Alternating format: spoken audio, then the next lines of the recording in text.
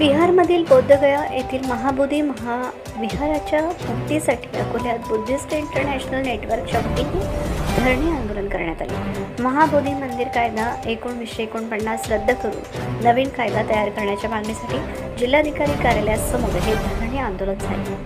बौद्ध धर्मीयांच्या पवित्र स्थळांपैकी एक असलेल्या महाबोधी महाविहाराच्या मुक्तीसाठी आज बुद्धिस्ट इंटरनॅशनल नेटवर्कच्या वतीने येथे धरणे आंदोलन करण्यात आले। आंदोलकांनी मागणी केली की महाबोधी मंदिर कायदा 1949 रद्द करून नव्या कायद्यात सर्व सदस्य बौद्ध असावेत आणि महाबोधी महाविहार बौद्ध महासमाजाच्या सुपूर्द करण्यात यावे।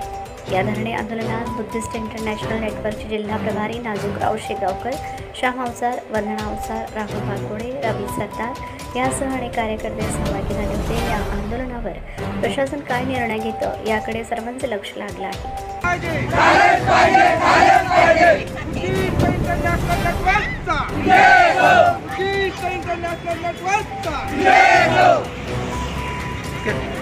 महाविहार मुक्ती आंदोलनाच्या साठी आम्ही आज दिनांक 8 मार्चला हा धरणे आंदोलनाचा कार्यक्रम आयोजित केलेला आहे। यामध्ये आमच्या ज्या प्रमुख मागण्या आहेत की बिहार सरकारने तयार केलेला PTMC ॲक्ट हा रद्द झाला पाहिजे 1949चा। त्याचबरोबर त्या ठिकाणी संपूर्णतः ते बिहार हे बुद्ध भिक्खूंच्या ताब्यामध्ये असले पाहिजे।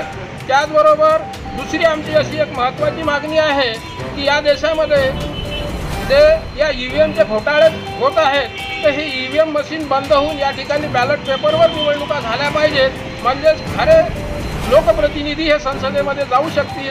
अशा प्रकारच्या आमच्या ह्या प्रमुख मागण्या आहेत। तर याचे निवेदन आम्ही आज जिल्हाधिकारी साहेबांना देत आहे। त्याचबरोबर जर आमच्या ह्या मागण्या मंजूर झाल्या नाही तर येणाऱ्या 22 मार्चला आमचा रॅली प्रदर्शनचा कार्यक्रम राहील, असं मी या ठिकाणी आपल्याला सांगू इच्छितो।